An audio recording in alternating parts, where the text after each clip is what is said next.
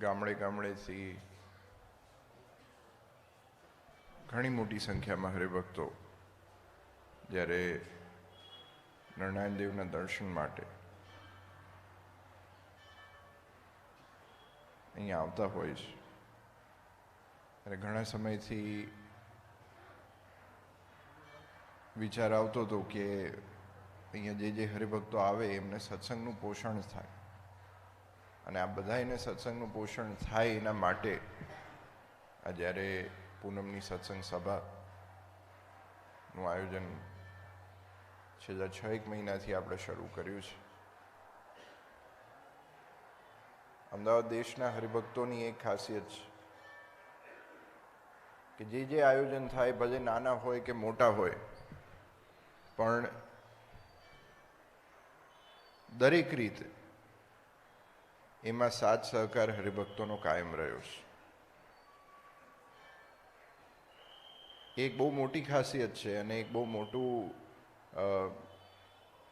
આપણે બધાનો એક બહુ મોટો એક પોઝિટિવ માઇન્ડસેટ બધા હરિભક્તોનો છે કે નાનામાં નાનું આયોજન હોય, ભલે ગામડાનું હોય કે પણ અમદાવાદ કાલુપુર મંદિર થકી થયું હોય, આચાર્ય મહર્ષિની આજ્ઞાથી થયું હોય, તો ખડે પગે સેવા માટે ઊભા રહે છે. અને એમાં દરેક હરિભક્તો પોતપોતાનું યોગદાન પણ આપતા હોય છે.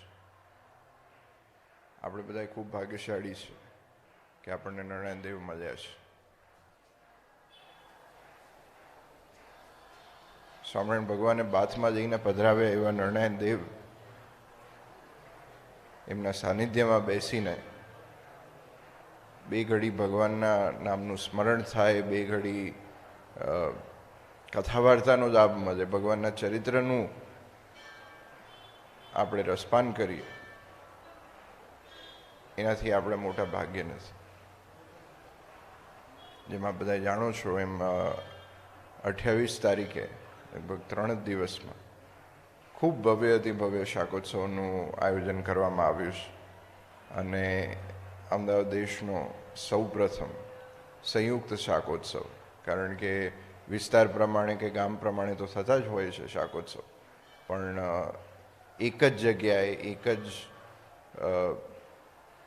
સમયે સમસ્ત અમદાવાદ દેશના હરિભક્તો અને સંતો ઉપસ્થિત હોય એવા પ્રસંગ બહુ ઓછા થતા હોય છે.